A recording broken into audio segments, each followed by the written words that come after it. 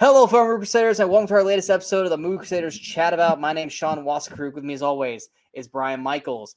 And we've got quite a bit to talk about today, not because we haven't been on in a while, it's because there's been a lot of crap that's happened in the past week and a half. There's been a lot of things. There's been some older trailers that we talked about together, but we hadn't been on the show to talk about. So some of these things be like, that came out like 2 weeks ago. We've been busy. And then this week, like a shitload of trailers just dropped. There's so many things. I had to narrow down how many things have dropped because we can't talk about all this stuff unless Brian brings it up because we have different lists. But we have plenty of stuff to talk about. But of course, you guys saw our headline: X-Men '97 came out. We are going to talk about that later. We also have some Bond news, James Bond news that we are both really excited to talk about, as well as Scream 7. I feel like this is the third time now we're talking about Scream 7 this year. It's that and the new Jurassic World movie, man. That's going to be like our timeline of shit, is us talking about times. There are basically a few constants with the Movie Crusaders chat about, and that is Scream, the whole saga of whether they'll get made and what it'll be, the Coyote versus Acme, and Jurassic. So, which once again, go into that real quick. Will Forte came out saying that it was one of his proudest movies he's ever shot, and it's so damn good, and it's a travesty. No one's going to see it. And then the writer came out on I think it was a whatever award show she was at, and said, as far as she knows, there are still negotiations going on and possibly selling it to someone. And now I think she might just be out of the loop, and because she's not involved in conversations, giving us false hope. But that saga apparently is not officially dead, so who knows? I was literally looking through my folder for movies this year, and I looked at Coyote vs. Acme. I was like, I should just delete this. And I put my cursor over it, and I'm like, can't do it. No, I'm gonna wait, because as soon as I do this, it's gonna come back. Ooh, do it then. Do it. Delete it. All right, I'll do it right now. You guys are watching this happen right now. Let's clock the time. It is 2:19 on March 23rd. I am deleting Coyote versus Acme. Wait. Deadline is reporting that Wile E. Coyote has been sold. No. We're gonna wake up in the next 48 hours, and it's gonna be sold. Because that's what happens here at the Movie Crusaders. We predict shit. We have powers that you have no idea. We do, and we'll talk about that when we get to the Bond thing. We have some weird powers here. Even with Wrestling Crusaders, we have some weird powers. Whenever we're shooting, breaking news drops, and we're always late because we're shooting in the middle of when it drops. But let's go ahead and get things started here today. First things first, the Oscars came out. I think everything pretty much won that we expected to win. Was there anything real shocking to you? There were no shocks. There was like a couple toss-ups, like the Giamatti could have had a shot at the actor kind of thing versus Cillian Murphy. But there were no shocks in this. It was pretty much as expected. I had three or four things to mention out of five. I swear, just five. There's 5 things I have to mention about the Oscars. 1, stop fucking with the in memoriam. That was atrocious, and it was a travesty. Don't fucking do dancers and crazy ass shit when they're trying to show the people that have passed away. We just put the damn photos up and have a song going on in the background. Show these people some more respect. That whole thing, whoever directed that needs to be slapped in the fucking face. 2, Gosling went out there and fucking killed it. He went out, he's like, if I'm going to do this, I'm going to fucking do it. And my understanding is that's why it was announced so late, because like they wanted him to perform this. And he's like, I'm only going to do it if we can like really do it and have some fun with it. And so I'm all for Gosling. Yeah. Yeah. So as much as I'm like, oh God, Barbie's so overrated, dude, you just make me love you more. And then you got is it Liu and the others and they all showed up. The only thing was missing, I didn't see Sarah. It would have been great if Alan was but he wasn't a Ken, so he technically wouldn't have been there. But it would have been great if they would have like panned into the crowd and there was Alan just like I would have loved that. So yeah, bravo to Gosling for doing that. 3, fucking Spider-Verse not winning animated or Nimona. Huh. We already know how I feel about Studio Ghibli, but when you give that an award over Spider-Verse, it just really pisses me off. I mean, I knew Nimona had no chance. I think it would absolutely deserve it, but it didn't have a chance. Let's put it this way: Nimona was how we felt when the first Spider-Verse movie came out. I was like, we wanted to win. It's not going to, but then it did win. So, but then for Spider-Verse, the animation is clearly so much better. Boy and the Heron. The story, I haven't seen Boy and the Heron, but I can't see the story being better than it. And so If anything, okay. I heard it was one of his weaker. Yeah, of the Ghibli fans that I know, they say it's kind of. Yeah, that's what I hear. Is it's one of his, it's because it's his last one. They just kind of gave it to him. It was like, okay. I mean, they do that shit sometimes, but it's like. And it could also be like the Return of the King thing, where we know another Spider-Verse is coming, so we'll just wait and give them like an award to kind of congratulate them on the whole saga kind of thing. Godzilla fucking winning. I'm so fucking happy. I know you wanted the other thing to win, but Godzilla being the first Godzilla movie to be nominated and actually fucking win. -1 deserves. I like that it was nominated. I loved that the people that got the award were so excited. He's genuinely excited. Some people you're like, okay, we got another award, whatever. These guys were genuinely excited. I loved watching their joy on stage. Godzilla toys with them. Yeah, I love that. I do think they should have just had an interpreter on stage and let the guy talk in his native language instead of trying to fumble through. But you know, I'm just saying he would have been able to get more out instead of them cutting him off and cutting off the other girl because of it. But so I like their joy in it. I do think the creator deserved the award because the special effects in the creator are better than the effects in Godzilla -1. But I think it's like in a big studio film, it's like this is the reason like Star Wars films and Marvel films almost never win because like, oh, we just expect it of you guys now. Even if they're better effects, it's like, we know you can do it. So they tend to reward things that are either new or something like this that did so much on a lower budget kind of thing. So I don't begrudge them their award. I just disagree with it. I would like to see the creator have gotten some, respect. I'm super happy they won. And finally, the second best part of the night, besides the I Am Ken performance, Danny DeVito and Arnold Schwarzenegger and Michael Keaton. That was beautiful. That was beautiful. I loved that moment. Even though Schwarzenegger never fought Keaton, he fought. The only thing I would have liked more is if Schwarzenegger goes, "What? That's not Batman. That's Batman." Batman's over there. Yeah. That if was Clooney even there? I can't remember if Clooney was there. I don't know. They never showed him, but there, that would have been even better. And then no, it's him. And they both go. Like Keaton played it beautifully. I was so that moment made me so happy. Would have been better if Jack was there. And Jack's like, no, it's that one. Jack doesn't do anything anymore. I didn't know he don't want to. But yeah, that was pretty much it for the Oscars for me. I mean, honestly, I didn't watch it live. I kind of went back and watched it after it all happened. I did, and I kind of regretted it because it's like I used to always watch the Oscars live, and then I remember there was one year, I think it was the COVID year, when Nomadland was winning stuff. I actually turned it off halfway through because I was just bored to death. I didn't care about any of the movies that were nominated for anything because I mean, so little had come out that year, of course. And then it's like this year, I was like watching, and I'm like, why am I watching? Because it's like I was kind of bored through a lot of it. And the parts that were cool, I would have run online moments later, and I would have heard about it. I'm not gonna lie, I was a little worried because the last time I didn't watch it live was the Will Smith slap. Because I was like hanging out at home, and all of a sudden I was like, "Why is Will Smith all over the place?" And it's like, "Oh shit, I missed something." Like, see, that's the only reason people watch live because like we don't know what we're gonna fucking miss. Yeah, but like last year I watched it, nothing really happened, and then this year I was like, I'm busy hanging out with the girlfriend. I'm not gonna make her watch the Oscars. She don't care. And I was like, I swear to God, if someone gets bitch slapped again and I missed it live, I'm gonna be so mad. At the same time, you got a girlfriend who knows how into movies you are. She can't begrudge you sitting and watching the Oscars. No, but we were just watching other things, and I didn't want to say, hey, you want to waste? You're watching a Virgin River marathon, folks. Not at that time we weren't. If anything, we were actually watching Supernatural. Not at that time. Not at that time. We were actually probably watching Supernatural that night. But anyway, Oscars went and gone. Let's put it this way: the real award show happened, 2 months ago with the Movie Crusaders award show and our Oscar picks. So if you want to watch the real award shows, watch those because they're better than the Oscars. And we'll be back again next year. But next we'll go to what we've watched lately. Now we're gonna hold off X-Men 97 to the end because that's our main story. But we both watched Love Lies Bleeding. It was a movie that I really had no real reasoning to want to watch it. I wasn't crazy about the trailer. I thought the trailer was trying to go too like weird psychedelic with it. But I had heard good word of mouth from the movie. So I was like, screw it. I'll go check it out. And then you ended up just watching it on your own.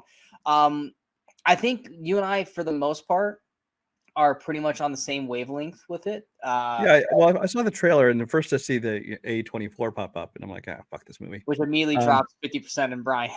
Because I mean, they occasionally make a good movie, but for the most part, I'm like, okay, this is not going to be for me. Um, and then of course you also have Kristen Stewart, who I think is not a very good actress, and I hate watching her mope around in every movie she's in. So that kind of set me back too. But then I was like, you know what, the trailer though I did find intriguing. It did look like it got a little weird, A24 in there, but I still found the trailer intriguing, and it was a slow time. There's not a whole lot coming out at the time. I'm like, you know what, I'm gonna go see this movie. And I went and saw it, and I actually really enjoyed this movie for the most part. I think Katie O'Brien, who plays the Kristen Stewart's girlfriend, I guess, the bodybuilder that you see in the movie, I think she is phenomenal. I think she has potential to really break out in the next year or so. I mean, she's already had small parts in things like which show was she in? It wasn't Andor, was it? No, it was Obi-Wan. No, she was in Obi-Wan, and then she was also in Quantum Mania.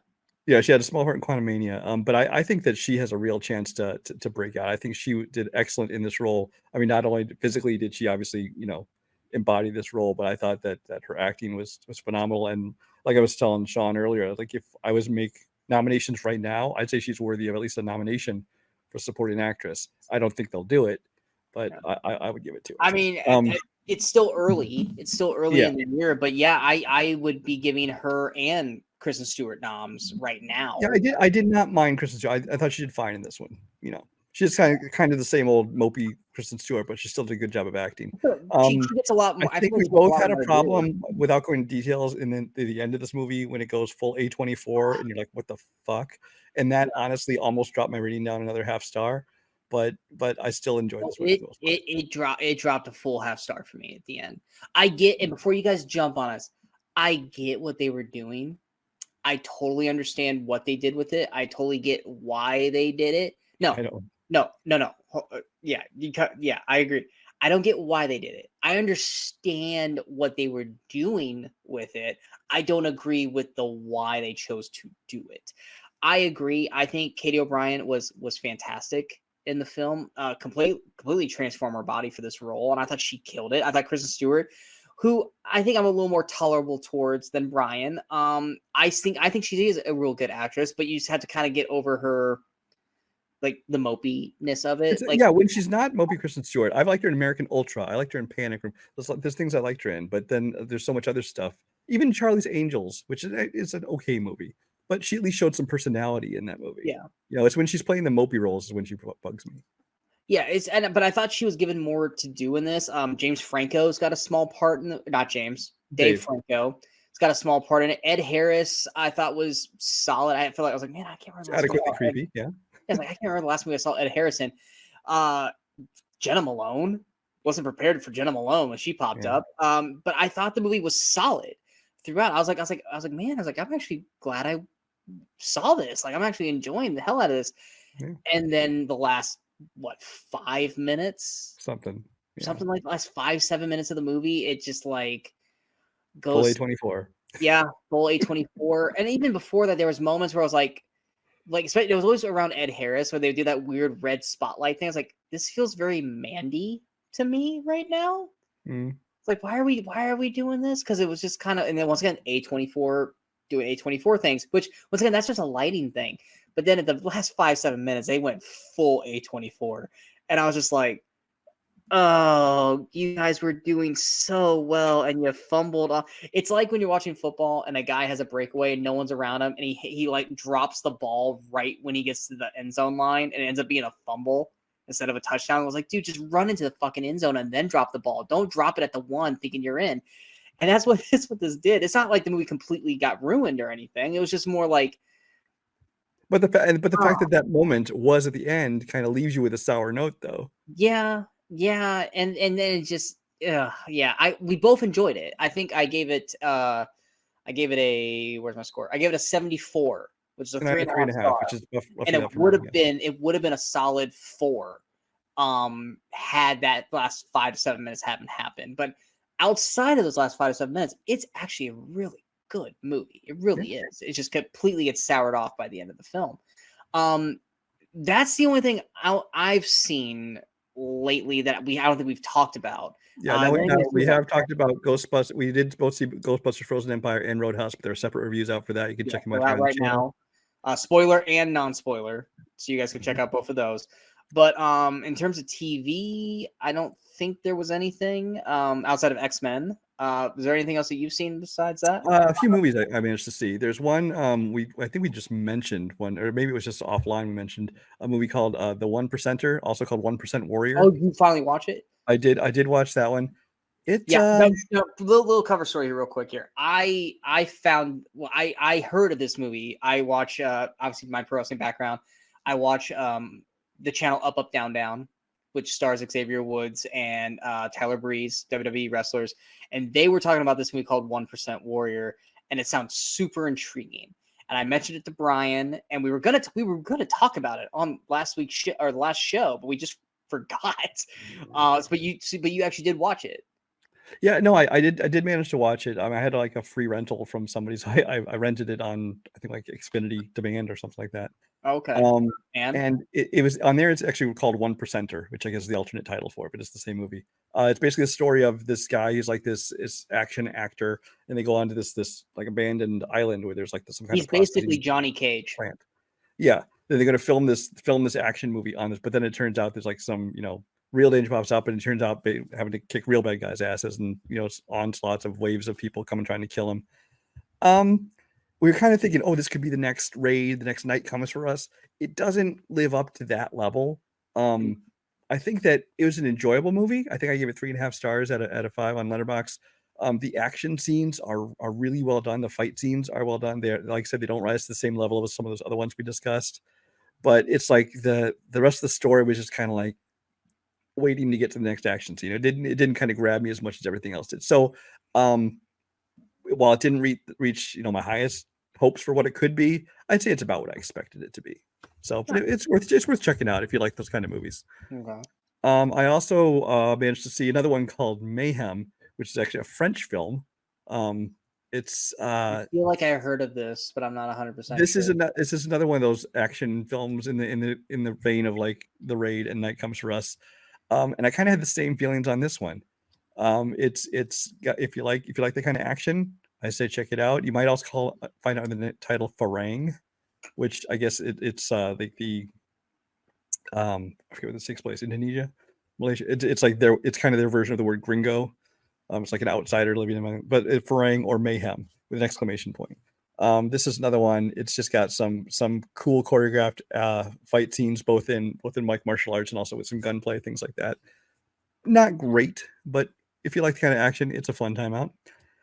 I watched Knox Goes Away, which is a Michael Keaton film. I was wondering if you caught this because it was not in my area. That's why I thought it was going to be a streaming movie, but you said it was actually in theaters, and I did not get that in my area. It was. It's already only done like one show a day now because it's basically it's kind of one of those just really brief theatrical runs. Okay. But Knox Goes Away is a story of this man who is an assassin, a hitman for hire, who's basically learns that he's starting to get like dementia and he's starting to like lose his memory and kind of understanding what's going on. So before that happens, his son James Marsden returns and needs his help with something. I won't go into spoilers, things like that. So he kind of has to do like one last mission, one last job. Not to be confused with Sleeping Dogs, which is the new Russell Crowe movie, which is a detective who's getting dementia. Apparently, it's all the rage right now. It's people getting dementia. Sister movies. It's every year. There's always a sister movie out. But this is the one about the assassin who's getting dementia. I thought everybody in it did a really good job. I think Michael Keaton, especially, I enjoyed him. James Marsden, I always like to see more of him. I think he's an underrated actor. The movie itself is okay. It's absolutely not an action movie. Don't believe the trailers. There's pretty much a total of about 45 seconds of action in this movie, and it's all in the trailer. Oh, so it's like The Killer. Yeah. So I mean, if you go in expecting that, if that's what you're looking for in the movie, you will be disappointed. But if you go in just looking for a drama with a couple of action moments to it, a great performance by Michael Keaton, check it out. The last one I saw actually just this past weekend, or this weekend, Late Night with the Devil. You know what? I was actually going to talk about this in trailers. I didn't. So I was actually super intrigued by the trailer for this. And I actually was going to show it to my girlfriend Kimberly because she likes horror, and I was like, it's like this trailer actually really intrigued me. I hope you like it. But you actually got to see it already. I did see it. I just saw it last night or 2 nights ago. Please tell me it's worth it. So this is David Desmalchian, who is another person we really like around here. Yeah, he's one of those guys who's, doesn't get to lead movies much. He's usually a supporting character in things. He's the lead of this movie. It's basically he plays this late night talk show host who is having this Halloween night special episode or whatever, where he's having these people on to talk about like demonic possession and things like that. He has another guy on there who's like a skeptic, a former hoax person. He's not skeptic, try and prove the other person wrong. Anyway, and this is presented as this is like the raw tape of that night of what really happened there. As they were filming the show. David Desmalchian's really good. I like him in this. The rest of it's a Shudder original movie, and it absolutely feels like a Shudder original movie because outside of him and like one other actor, I think, who does a decent job, everybody else just feels like their acting level is like a straight to VOD or a Shudder original kind of movie. It's like there's some really kind of over the top acting to it, not very convincing. The story is entertaining enough, although by the end you're just kind of like, okay, now we're just getting weird. And I didn't really buy some of it. So I don't regret seeing it. I will say I'm a little disappointed by it. I mean, I didn't have huge expectations for it, but I thought I would enjoy it more than I did. But it was okay. That's a bummer. And that is all the new stuff I've seen. All right, well, I'm going to go ahead and remove that off the trailer list here because I had that written down. So now we'll jump into trailers. There's been a lot of them. I'm sure Brian's got something written down that I took off, so we'll probably talk about as many as we can. First things first, I know Brian doesn't really care about this at all, but we got an actual story trailer for Inside Out 2. I was worried when this movie was coming out because I was like, we're just adding more emotions and stuff because, Riley's becoming a teenager and stuff. Did you actually watch this trailer? Yes or no? I don't think so. Okay. So we actually get a full-on story trailer for this, and I actually really liked where this is going. I actually really enjoyed the thought process, and just to give you a little heads up, Brian, of what it is. So we get, I think it's another 5 or 6 new emotions, and it's all teenager emotions like angst, disgust, or I think disgust was already there, but it's like, all these shy and all this kind of stuff. And they basically decide we're in charge now because she's a teenager. You guys like happy, sadness. You guys aren't important anymore. It's like anxiety and embarrassment and So they basically kick them out of the control center and like throw them out, and they take over. And then they take Riley. They make Riley, who's like this young, happy girl, and they make her go full-fledged like angry, angst teenager because they've taken control of the control room, and it's basically the OG crew fighting to try to get back up there, and then having to go through almost kind of the journey that Happy and Sadness had to go through to a point, but the world's changed because these new emotions have taken over. So you know how like in the first one when the world started to break apart because they weren't in the control room. The whole facet of the world has changed now, and they had to try to fight to get their way back up there to get Riley back to her old self, or learn to adapt. I don't know, but that's how the trailer came off, and I was really intrigued by it. It's Pixar. I expect to be intrigued by it, but yeah, like I said, the main cast, Bill Hader's not back, and Mindy. Kaling? Yeah, they're not back? No. Oh wow. They're not back. So they got people who sound like them, but aren't them. I don't know if Lewis Black. I don't know if Lewis Black's back yet. I think he is. Amy Poehler, Lewis Black. Phyllis Smith is still Sadness. Yeah. Tony Hale is Fear now. Yeah. And I don't know who plays Disgust. Liza Lapira. Yeah, because I knew Hader and Mindy were not coming back. I think everyone got her. Maya Hawke is Anxiety. Io Edebiri is Envy. Paul Walter Hauser is Embarrassment, and then a bunch of people I don't recognize. Yeah, but I actually this made me happy with the trailer I saw. It was like, because I was worried, it's like, are we just going to rehash the same shit? Which it is to a point, but by bringing in the teenage emotions and saying we're in charge now, we're the captain now, and then kick them out, I actually was really intrigued by it. I'm actually excited to see what they do with this, which I know you're not the biggest Inside Out fan, but this is one I'll see it. I like Inside Out. I just think some of these Pixar ones, like that one, is extremely overrated in my opinion, but I'll see it eventually. Yeah. Go ahead with your next trailer then. Are we gonna go with the big one yet? We made fun of their photos on last episode. Which one was that? Crow. Oh, the Crow. Yeah, let's go ahead and talk about that. Because in our last episode, we had just gotten the photos. We finally got the trailer.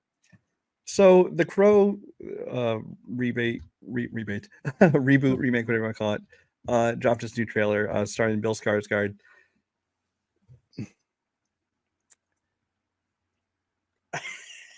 Here's the thing. I'm loving you right now. I'm loving you right now. I don't like the look of Bill Skarsgård at all. That's a totally different movie right there. Bill Hader. I don't really like the look he's going for. I just got the best version of this movie. It's The Crow, but Bill Hader is playing it as Stefan from Saturday Night Live. Please no. Let me tell you about the greatest nightclub out there. I'm not sure it could be worse. Great. So Bill Skarsgård, I don't like his look. It looks awful. I won't say his look as the Crow because 95% of this movie he doesn't even look like the Crow. Doesn't have the makeup or anything. Which is one of the reasons, of many reasons. I watched this trailer a second time, and I realized my thoughts are, if this were just any other revenge movie, I think it looks like it could be decent. It just doesn't look anything like The Crow. And I'm not saying it has to be exactly like the Brandon Lee 1994 version, but it's like, I watched this movie, you didn't tell me this was The Crow, and there wasn't a voiceover saying, when someone dies, the Crow brings their soul. You left that out? I wouldn't even know that this was a reboot of The Crow. It's like they've gone so completely different, which, fine, do that, but then call it something else. Because I really think this is going to suffer from being associated and compared, as opposed to just if they made this as some random character, a revenge movie, I think people would be more forgiving and just enjoy it for what it is. Yeah, like I said, I have not seen the first Crow film. I will watch it before this comes out, I promise. So I have no basis to go off of other than the fact that I know what the Crow is. I know what he looks like, and Sting has copied his whole career off the Crow. So yes, I know what the Crow is, obviously. And like I said, there was only like a 90-second trailer. It was a short one, yeah. I don't know exactly about it. It wasn't a full trailer. It was more of a teaser than anything. But I mean, it was enough to get the story and the gist of it. I think action wise, it looks intriguing. It looks interesting. The story didn't really sell me. I think is it Danny Houston? Danny Houston? Yes. Just in the brief, like I said, 90 seconds to 100-second trailer that we got, I really wasn't buying his acting as the villain in the movie. I wasn't really buying the love interest to Skarsgård in this. I didn't think her performance was really that great. Once again, it was like maybe 20 seconds of acting that we got to see in it, but I wasn't impressed with the 20 seconds that I saw. I also thought that Skarsgård was kind of almost trying to do Hayden Christensen's Anakin Skywalker and Attack of the Clones voice. Like I was listening, I was like, why am I getting Hayden Christensen vibes off of this? Like I really go back and play it again, or play it again, Brian. Like and looking at the photos, if you told me that was Hayden Christensen in this makeup, I could almost kind of buy that too. Like I'm listening to him talk, and I'm like, he sounds like Anakin, like love-struck Anakin. He sounds like Anakin Skywalker. Okay, that's a choice, But I think the action looked good. But if the rest of the movie sucks, the action don't mean shit. Case in point, like you said with 1% Warrior, the action can be fun, but if the rest of the story sucks and the acting sucks, it doesn't fucking matter. But this didn't really move the needle for me. I mean, obviously, releasing the pictures beforehand didn't help matters at all. Now, but that's the question I had to ask you. If we had not gotten the pictures ahead of time and we just got the trailer for what it was, would you have been more or would you have been we'll see what they do? Or did them releasing those photos first kind of already prepare you for it to suck? Or I think the latter, because I think if we just said trailer and we saw it, I'd been like, what the fuck? But I think if those photos ahead of time went like, okay, manage expectations. Okay. It's like, and so it's like, I still didn't love this trailer, but at least it wasn't like, complete disappointment from the minute one kind of thing. Yeah, because the first time I watched it, because I watched it like 2 or 3 times, because I watched it like the initial time, and I was like, ugh, like this is rough. And then I watched it a second time because I think I watched it the second time because I was like, wow, that really sounded like Anakin Skywalker. I wanted to like play it back again to make sure, and I was like, oh yeah, that really does. And the third time I watched it with my girlfriend because she actually loves the original Crow movie, and she really looked down at me for knowing that I had never seen the Crow before. So I was like, well, let me show you the new trailer. So I watched it a third time with her, and she said it looked interesting, which, yeah, I mean, she's not someone that goes, that looks awesome. She's like, oh, that looks interesting. So it piqued her interest. Like I said, the action looks interesting. That's all. That's the only plus I can give it right now, is that the action looks like it could be fun, but there's nothing really else redeeming right now that made me go, I can't wait to see this movie. That's probably the best I can do for that. Go ahead with your next one. Well, it's a couple of I don't even know if you watched them, because I know you don't watch a lot of second trailers. So I caved and watched a new trailer for Furiosa. I did watch that. I didn't put it down because I didn't think you watched it. Which it's essentially just more of the same. But it's still, here's, I think here's the funny thing, I will say. Chris Hemsworth looks a lot more like Chris Hemsworth in these trailers now than he did in the teaser. Have you noticed that? I think it's just because we know what to expect. We know it's him. And the first one, like, that first trailer, I was like, who the fuck? That's not Chris Hemsworth. And now it's like, well, that totally looks like Chris Hemsworth. Well, and he talks more in this one. He's going to do that weird voice too, so it's kind of silly. But I mean, I still think this one looks good. I do not think it will live up to Mad Max Fury Road, because that's, again, a very high bar. It's unfair. I think it's unfair to try to put it up against that. But I still think this would be enjoyable. And in what little more I saw of Anya Taylor-Joy's performance, I can see kind of that it looks more like the character. It feels more like it's actually her. So so I think it looks pretty decent. It didn't move the needle for me. I wouldn't say it moved the needle. It just kind of, it was more of the same kind of thing. Yeah, it was just more of the same. It was like, okay, I'm already gonna watch it, but it didn't make me either less or more excited for it. Except for it just made me go, okay, well, that's clearly Hemsworth.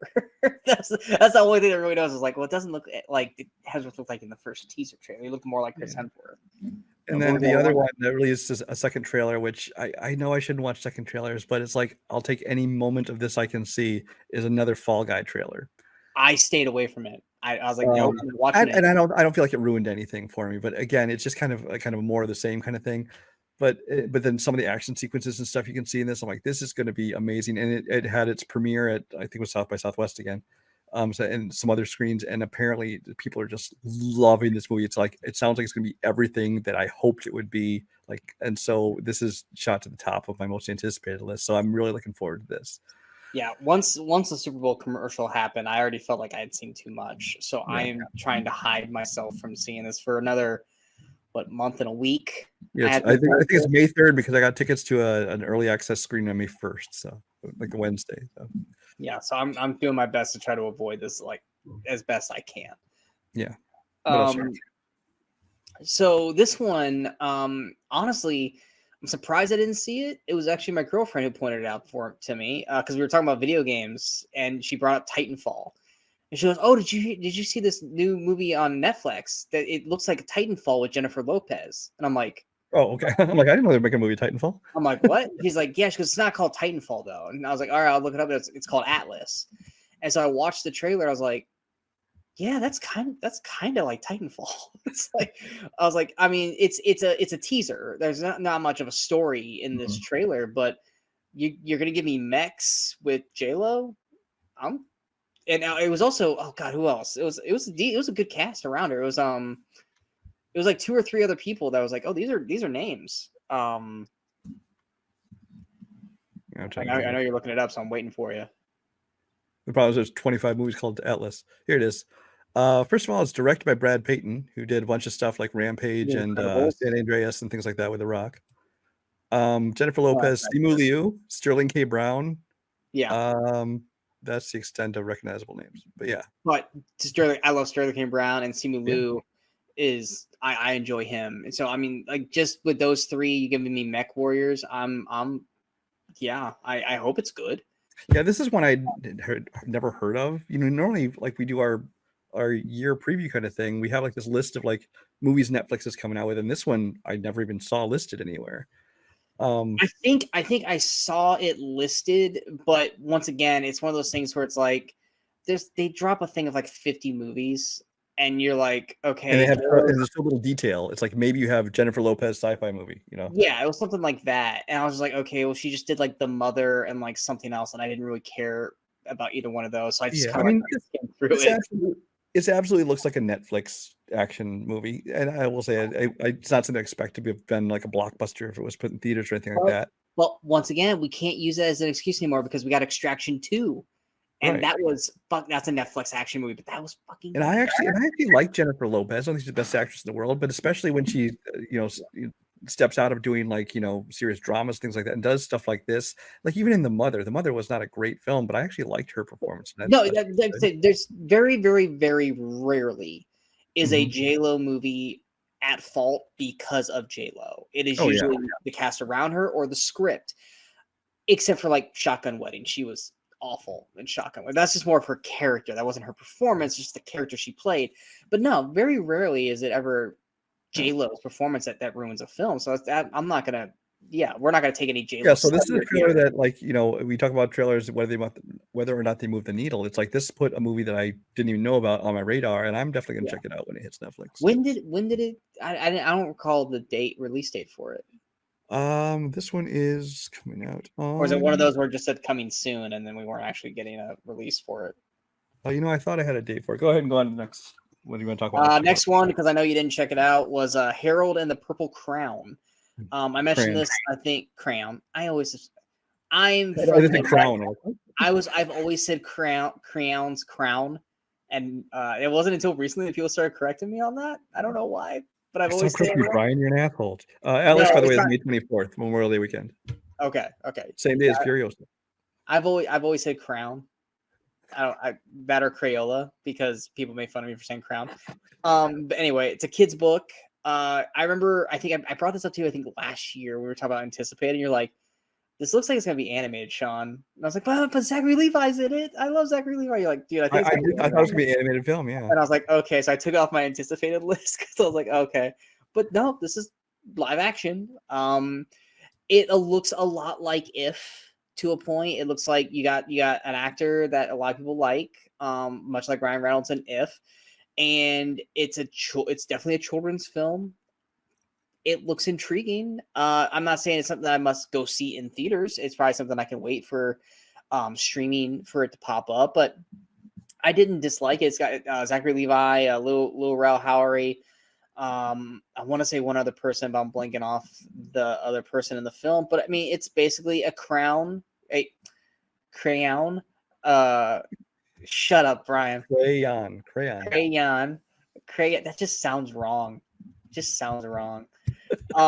Basically, it's one of those that he can. It's almost kind of like Green Lantern. He can basically draw whatever he wants, and it'll come to be. Like he could draw an airplane, and then an airplane will show up and work.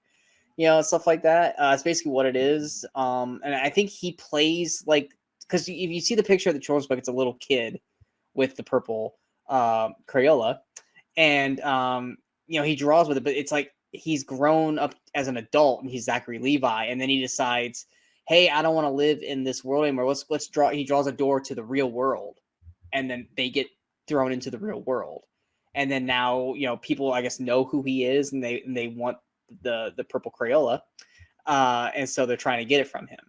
And then of course he meets a kid, and that's where you get the kid aspect of it. Because I mean, like I say, it was a harmless story, and that's always one of the greatest things about Zachary Levi. When Zachary Levi kind of plays harmless, childish, kind of like what he is in Shazam and Chuck to a certain point, that's kind of Zachary Levi's like bread and butter. Like that's kind of like his niche right there. Like if he tries to play serious or an asshole or something, he doesn't really hit it off that well. But when he tries to play like kind of like an innocent adult, that's kind of, he has that charm for that. Whereas like Ryan Reynolds is, snarky charisma asshole. It works. Like that's Zachary Levi's bread and butter, is like harmless kind of doofus kind of thing. But like I said, it's not something you're going to want to go see right away, but I it's something that I might check out. Like if it popped up on Disney Plus, I'd watch it, the day it got released. but I'm just not gonna go pay to see it in theaters. Yeah, this is one I won't check out in theaters or anything, but I'm sure I'll check it out eventually. What was your next one? I will jump to one I don't if you watched, you didn't mention anything about it. There's a new series apparently on Netflix coming, called Kaos, Kaos. And all it is a teaser of it. Basically, it has something to do with like Greek mythology because Jeff Goldblum plays Zeus. Oh, he plays Zeus. But it takes place like it's like on Earth, but it almost seems like it's almost like he's the head of a crime family. There's some kind of weird tone to this show. I can't really tell if it's a teaser. I saw it and it reminded me of a lot of like American Gods, which was on Stars for like 2 or 3 seasons. Mm-hmm. And so I was like, yeah. I kind of feel I didn't watch that show, but I know what that is. And I think it's kind of the same kind of tone, but just I'll watch Jeff Goldblum do almost anything. And in this one, he's not his usual, like, funny, entertaining Jeff Goldblum that you're used to seeing. This is more of kind of a dark, intimidating Jeff Goldblum, which I've seen occasionally in things like when he was in Hotel Artemis and some other things like that. So I'm going to check it out. I don't know if it'll be great or not, but it's one I definitely want to check out. Yeah, my girlfriend brought up one, and it just came out. It just came out this weekend, called 3 Body Problems. I've watched the first episode of that. How was it? I'm undecided. Okay. It's like there are 2 things got me involved. They got me interested in this movie. One of them, well, 2 of them, I guess 2 or 3, is D.B. Weiss and I forget the guy's name. The main creators of Game of Thrones. Yeah. These are the 2 guys that created that, and they did the series, and so that alone has me interested that it's probably going to be quality show, and I want to check it out. The other one being Asa Gonzalez is one of the stars of the show. David Benioff and D.B. Weiss. Benioff, yeah, thank you. Even with her bad bangs, still Asa Gonzalez is a reason for me to watch this show. Well, that, and you also got Game of Thrones. You got Liam Cunningham. You got Wong is in this, and then also I forget his name, Sam from Game of Thrones. John Bradley. Thank you. Jonathan Pryce as well. Like I said, I've only watched 1 episode of. I think there's 8 episodes of this. I think they all dropped at once, but I've only watched 1 of them, and it's like the acting's all fine, things like that. I just don't know if I care enough about the story. I'm going to give it another episode to decide if I want to continue, but it's just like it's not grabbing me. It's like, it seems like it's teetering on, discussing religion versus science and things like that. I'm like, I don't know if that's something I want to really get into, but I'll check it out. When we were discussing Crow and stuff with my girlfriend, she was like, hey, she goes, have you seen the trailer for this one Netflix movie? She goes, I don't know what it's about. Like, I watched the trailer and I don't understand it. And I was like, what's it called? She's like, 3 Body Problems. I go, I've heard people talking about it. I know nothing about it. And then we watched the trailer and I was like, yeah, I'm not quite sure what it is either. I didn't know it was a show. I thought it was a movie. So I was like, oh, I'll watch it this weekend when I do Roadhouse and Ghostbusters. Then I saw it was a show and I was like, I'll wait. But from what I don't watch a lot of shows, but I'm like, I'll check this out because of the Game of Thrones guys and Isa. And I'm just like, I don't know if I want to devote 7 more hours to it, but I'll check out at least 1 more and see. The only thing I can get is what IMDb gives, like the actual like little breakdown is: a fateful decision made in 1960s China reverberates in the present, where a group of scientists partners with a detective to confront an extraterrestrial planetary threat. That's very vague. Yeah, it's basically scientific mystery, and then it's also teetering on discussing religion. So it's kind of like, I don't know. Yeah, so I mean, like I said, it's something that I might check out eventually. Kind of waiting, it's one of those things with Netflix shows is like, unless it's something you really, really, really want to see, There's no rush. Kind of wait to see if like the popularity of it like stretches past week 1, and everyone's like, oh, you gotta see this, you gotta see it. Like, okay, maybe something's worth checking out. Or it's like, did it come out and then like by Wednesday you never hear it ever talked about again? Like that's the curiosity of it. But another TV one, kind of the main TV one probably came out. That was The Acolyte, Star Wars. I wasn't gonna go there yet, but let's go ahead and go there. Oh, we can wait if you want to wait. Oh, well, there's 2 other TV ones I had. Oh, I don't have any other TV ones, so why don't you go ahead with those? Okay, first. So there's one that I knew Brian's not gonna watch, or he might watch, but he doesn't care about it. And that is The Penguin. We got the teaser trailer today. With Colin Farrell playing the Penguin, which, as much as you don't like the Batman, it's Colin Farrell. He's got another movie. He's got an Apple show. I think it's called Sugar or something. That one looks kind of intriguing too. But yeah, the Penguin, it was about a 100-second teaser trailer. Honestly, looks like The Sopranos with Batman. Well, Batman's not in it, but it's like The Sopranos in Gotham. Like it's literally like a scene of like the Penguin sitting down talking to somebody about this old gangster and how beloved he was, and basically that's what he strives to be. And then it's showing clips of, you know, craziness. That's what I've heard. I haven't even watched it, but I've heard the comparisons to like that or Godfather, things like that. That's what it felt like. I felt like I was watching Tony Soprano, but in Gotham. And you know what? I'm not mad at that.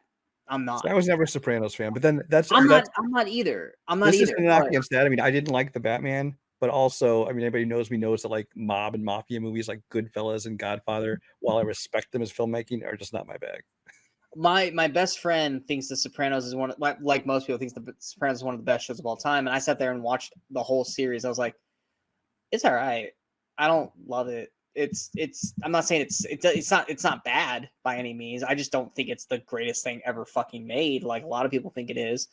But I did get some Sopranos vibes from it. But when I got the vibes from it, I was like, ooh, I actually am really, mainly because it's Colin Farrell. I'm actually really intrigued to see Colin Farrell play this role if it's going to be like this. But yeah, that comes out I think it's either June. I think it's June or in the fall or something like that. But yeah, I'm definitely intrigued by the Penguin trailer. I knew Brian wasn't going to watch it, so I knew I was going to be on my own talking about this. Another show. Oh wow, it totally just went out of my brain. I was like, oh yeah, there's Penguin, this, and then Fallout. Fallout got an actual like legit story trailer. See, I didn't watch that. It's close enough that I decided to just wait because I'm already going to watch the show. I watched it because I wasn't outside of Walton Goggins being in it. I wasn't fully sold on it yet, and I actually watched this trailer. I'm sold on it now.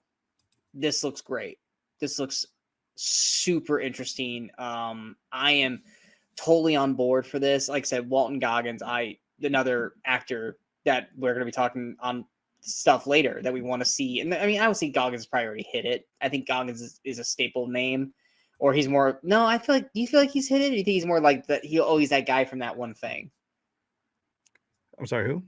Walton Goggins. Okay. Oh, do you think he's hit it yet, or do you think he's in that range still? I think among like big movie fans or TV fans like us, they know like, oh, Walton Goggins, he's awesome. But I think among like the general public would see him as that guy from that thing. I feel like he's more like appreciated through the TV ranks and not the movie ranks. Because of the TV ranks, you got Sons of Anarchy, you got Justified, Vice Principals, now this. I don't know if he's really had a big like he's in movies. He's had small parts in big films and big parts in small films. He hasn't like starred in. Yeah, like, I don't think he's had that role yet in movies. I want him to so fucking bad.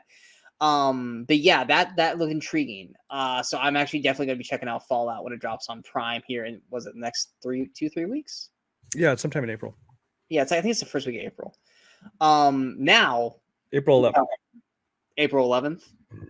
Okay, so like 3 weeks. Now we can talk about Acolyte. I have no idea what your thoughts are on this. So I'm intrigued because we have not spoken about this yet. I will say this: two things that immediately made me go, ooh. One, Carrie-Anne Moss. She basically gets to be Neo now because she's Trinity basically as a Jedi, which I thought was really cool. But the thing that really go, holy shit, is that blank blank? And I'm gonna say his name probably wrong if I can find his name. I don't see him here on the first part of the list. Lee Jung-jae, Squid Game. The main guy from Squid Game is a Jedi. Oh yeah, I remember hearing he was in it. Yeah, and he's speaking English in this. I was like, because like that first opening scene where he's talking to all the Padawans, I was like, that guy looks like the guy from Squid Game. And then I was like, holy shit, it's the guy from Squid Game. I was so happy. I got way more excited than I wanted to for that. But what were your thoughts of Acolyte? Because I always they never described the movie. Every time I kept hearing someone describe this show, I was never like okay. I don't feel like they ever really described this show well until we got this trailer. Yeah, no, I mean, I always just heard it was this film coming out and it's kind of discussing the era before before I think even the prequels. It's like the High Republic era. It's 100 years before. The High Yeah. Republic area. But other than that, I don't really know much about what the show is about. I do know that I heard the cast for it. It's got Daphne Keane, who knows X-23 from Logan. It's got Amanda Stenberg. You mentioned Lee Jung-hae, Manny Jacinto, who I like from The Good Place, and he was also had a small part in was it Top Gun Maverick? He was in Carrie-Anne Moss. So there's a lot of people I like in it. Charlie Barnett, he was in Chicago PD. Yeah. But otherwise, I knew nothing about the show at all until I watched this trailer, and I was super underwhelmed by this trailer. It's like I don't look at it and think this looks like crap. It just there's nothing grabbing it says, "Oh, I got to watch this." And part of that is because of just previous Star Wars shows. Because the more that come out, I feel like all the Star Wars shows, and that this includes Mandalorian and Boba Fett and Obi-Wan and these things, feel to me like fan films that they just managed to get some known stars, some of the same stars even, to appear in, because it just feels like, it doesn't feel like real Star Wars, like it feels in the same universe as the movies. It just, like I said, they feel like well-made fan films, but fan films. Now this, has Sean's biting his knuckles right now, trying to headstock. This could be good. I don't know. It's just the trailer did nothing to get me excited for it. I knew that's where you're gonna go. I was like, I bet you didn't like it. I thought this looked awesome. There's nothing about it made me dislike it. It just didn't move the needle for me. From what I can get the gist of is that this, and I could be totally wrong. I don't know the Old Republic or High Republic storyline. I don't. I don't know anything about that stuff either. But because I never got to play Knights of the Old Republic game. I know that that's a very popular game. I didn't get to play it because I didn't have the system that it was on at the time when it was popular. I'm definitely not going back to play the old graphics on new systems now. But it looked like it's kind of not necessarily the rise of the Sith, but more of like, hey, the Sith were gone. They're a myth, and now they're back, kind of thing. So this might be bringing in Darth Plagueis. Not Pegasus. Plagueis. This could be that. It could not be that. I don't know. But the last shot where you saw, the spinning red saber and all these Jedi just bringing this, and then just getting blown away. Like, I was like, ooh. Because you know what? That's the thing. Is like, people wanted a show without Jedis. We got that with Andor. Brian didn't really care much for Andor. I thought Andor was fantastic. People wanted Ahsoka. We got Ahsoka. I fucking loved it. Brian didn't really find much point to it, but he also didn't watch the Clone Wars or Rebels barely at all. Things about it I liked. But we got Obi-Wan. I loved Obi-Wan. Brian was kind of in the middle for that. He liked things. He liked things. He didn't like other things.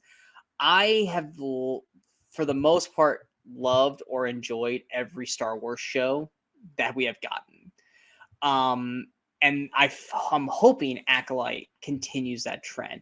I love Carrie-Anne Moss being in this. I liked what I saw of her in this. I like the Squid Game guy, because I'm going to say his name wrong, so I'm not going to try to say it again. I love the potential that this potentially has, because so many people have complained, why aren't we getting new, different Star Wars stories? Why is every Star Wars story in this 60-year space between prequels to where Rey says she was, Rey Skywalker? It's in the 60-year gap. We want to go back to the Old Republic. We want to go back to this. We want to go back to this. D.B. Weiss and Benioff were supposed to do that, and then they backed out. And apparently there's still plans on doing that. Well, Acolyte might be opening the door to allow us to get to that stuff. And you know what? I'm all for it. I just like with The Mandalorian. It was like, oh, can we get a Star Wars show that's not about the fucking Skywalkers and everything? And while Mandalorian did kind of bring them in, it is, for the most part, its own thing. Because frankly, the only character that can show up in this show that we know would be Yoda. Because he's the only one who had been alive at this point. So Junisu Akomo, who is the guy who took over as Chewbacca, is in this show as somebody like Kaibaka. So I wonder if he's like an ancestor of his or something. I don't know. Could very well be. But that is the only person that can be in this movie from any other Star Wars is Yoda, which is one of the things where it's like, are you going to do it because you know Baby Yoda's popular, so by bringing Yoda in, you'll bring people into the show, or do you want to completely remove yourself from everything that we've seen previously and not bring Yoda in, which would be weird, but I could also see them doing it because they're trying to separate themselves. But I'm intrigued with what they're doing here because they're actually trying to do something that we haven't seen before. Which, yes, I know Jedi, Sith, we know that, but come on, guys, that's fucking Star Wars. Don't act like you guys are sick of Jedi and Sith, but do something different with it. And we're getting something that is out of the era that we've seen before, of any of the things we've seen before, outside of like when they did the oh god, what was the little Star Wars shorts that they had, the little animated shorts they have like 2 seasons now of. Oh, I forgot what that's called. I didn't watch those. So those they went and did that stuff.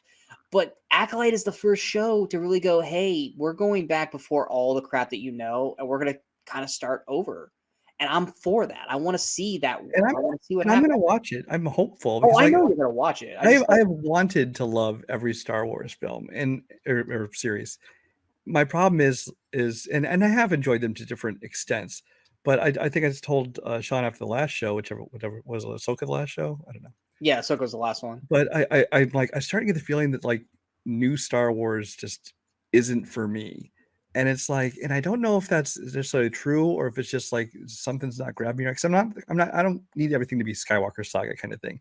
Because like Ahsoka, for instance, I loved watching pretty much every character that wasn't Ahsoka. You know, I liked Hera. I liked Ray Stevenson's character. I liked I don't remember the character's name. This Ezra, Sabine. Well, Ezra is like Sabine. Yeah, that's the other one. But I like those characters. I would be interested in seeing more of them. I just didn't care about Ahsoka.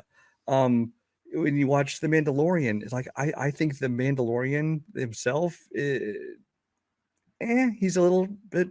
You just want more Bo-Katan. I'd love to watch Bo-Katan and see more of that whole saga going on. And I definitely don't want to see more Grogu. Now they're going to movie of this. Like, I'm so sick of Grogu. Can we just kill Grogu? I'd be happy. But it's like there are things about every show that I like, but it's like but no, the focus goes on to other things. I'm like, oh, this is not what I want to watch. And so I'm going to this in the same way. I'm hopeful. I'm watching. Maybe this will be the one that'll really grab me, but we'll see. Yeah. Anyway, I'm happy for it. I think that was June. I think that was June also, wasn't it? I want to say Acolyte was June. Didn't know you were throwing dates at me. I'm looking it up. Acolyte's June 5th. Yeah, June 4th actually, technically. June 4th, actually, yeah. Yeah, I'm excited for that. Next, we got a teaser for Alien Romulus. A true teaser. Teaser. We didn't get much of anything. And honestly, the big selling point for me is the director, which is Fede Alvarez. Mm-hmm. Yeah, who did not the most recent Evil Dead, but the one Evil Dead that people like to pretend doesn't exist anymore, which I think was probably one of the best ones. Who pretends that? A lot of people think it's the best one. 2013. Well, yeah, because they after that they went back to the old Evil Dead with Ash vs. the Evil Dead, and then we got Evil Dead Rise. So a lot of people just kind of almost pretend that like Evil 2013 didn't happen because it's not canon to anything anymore. But I thought that one was great. He did another horror movie recently, didn't he? Don't Breathe. Yeah, Don't Breathe, which we both thought Don't Breathe was great. He didn't do the sequel, did he? He only did the first one. No, I think he produced it or maybe wrote it, but he didn't direct it. Yeah. So I love the director, and when I immediately heard that he was going to do the next Alien film, I was like, "Oh, this is gonna get gory." And I'm like, hell yeah. And just in this teaser, the way the face huggers are in this, oh my God, the face huggers were already terrifying because they're like spiders. These things were like jumping at people, like literally like chasing people. Hell yes. I didn't make out who the lead, or who, at least, I don't know if she was the lead. It could have just been the one you see in the trailer is Kaylee Spaney, who is from Bad Times El Royale. She was also in Pacific Rim 2 and some other stuff. Okay, because I couldn't make out who it was. Yeah, she was the younger sister that got like drawn into Brad Pitt. I almost said Brad Pitt, into Chris Hemsworth's cult or whatever in Bad Times El Royale. Yeah, I know who you're talking about now. She's the lead. It also has Isabella Merced is in there, and I don't know who any of the rest of the people are, but it's apparently mostly young people like that. Well, you know Isabella Merced. Yeah, I mean, she's the only other person I did know. Oh, I was like, you know who that is. Formerly Isabella Moner. So yeah. Yeah, I don't know the rest of the cast. And that one comes out August 16th. But yeah, this is a super effective teaser because it's basically 90% of the appeal of this teaser was the sound. It's just it creates this great atmosphere of fear and everything, and I think it's really well done. What little you do see of visuals, like you said, with the face huggers, I think this has a possibility to be the best alien movie since Aliens. But we'll see. Like I said, the appeal of the director is the number one appeal for me, though. And that's coming from someone who actually liked Aliens Covenant for the most part. I liked Covenant, but everything before that, then yeah, Aliens. If it can match with Alvarez directing, if it can match the first film, because Aliens was Judgment Day, it was action sci-fi, but whereas with Alvarez directing, I want it to capture the essence of Alien, which was dark, claustrophobic, quiet. The sound is what's going to kill you, not the xenomorph until it gets on you. If he can sell that, which in the teaser it looked it, I'm super excited. Now, I was mistaken. I thought this was going to be a Hulu movie after the success of Prey, but apparently this was always going to be a movie. Well, yeah, this was always going to be a movie. You were getting confused, but there's a Alien series in the works. I don't. It's not coming this year, I don't think. But it's there's an Alien series that's going to be on Hulu. But the movie was always theatrical. Oh, so I thought this was going to be a Hulu movie. I was like, oh hell yeah! And it's like exclusively in theaters. I'm like, oh, that's good. It got bumped to theaters. That means it must be really, really good. Like I really got excited. Like I immediately started to text you. This is exactly how my brain process was. Like, when did Aliens get? I was like, that must be good. And I was like, wait, is this going to be one of those things where I respond and Brian's going to go, yeah, it always was. And sure enough, it's why you like it was always meant for theaters. Yeah, sure enough. I was like, I sent you the trailer, and they're like, was this always supposed to be in movies, or was this supposed to be on Hulu? Like, no, it's always supposed to be. I'm like, okay, I'm glad I didn't respond the way I was going to respond. Sometimes Brian will say that, I'm like, oh, I'm dumb. Not that you make me feel dumb. Call you dumb. Yeah. No, this is my term. Like, oh. Well, especially because I understood where the confusion came from because of that series. Yeah, but good teaser. Good teaser. Yeah. I'm excited with what it was because this was on our anticipated. Mainly because, like I said, because of Freddy Alvarez. We hope they can bring us Prey came back, or not Prey. Prey put Predator back on the map. Let's hope Romulus puts Alien back on the map, and we can get them back. And maybe someday we get a good Alien versus Predator, because we deserve a good Alien versus Predator, not the two pieces of shit films we got prior. I got one more trailer. Do you have anything else? Sure, say what I have. Yeah, go ahead. Okay. Something I wasn't prepared for. Another I guess we should have been prepared for it because we started to get posts, or it's kind of like with Crow, we started to get little shots. Beetlejuice, or is it Beetlejuice? As soon as you start seeing like them release images, it's usually a trailer a week away. Yeah. Is it Beetlejuice 2 or is it Beetlejuice? Because the title is Beetlejuice. Okay, so it is hidden twice now. Yeah, we got a teaser for Beetlejuice. Not a lot in there. Obviously, it's a teaser for the most part. But we got to see Jenna Ortega. We got to see Winona Ryder, Catherine O'Hara. I almost said Keener. I was like, that's not right. But most importantly, we got to see Michael Keaton dressed as Beetlejuice. Ever so briefly, yes. What's that? Ever so briefly, yes. Yes, ever so. Well, we got a good close up of him and stuff. Did you get to capture whose funeral it was? I'm assuming it's Jeffrey Jones's. Because I'm like trying to look. I was like, I can't make out who it is. I think it has to be because his family is who's there, and they weren't going to put him in the movie because of the only other thing I can think of is it's either him or maybe Winona Ryder's husband.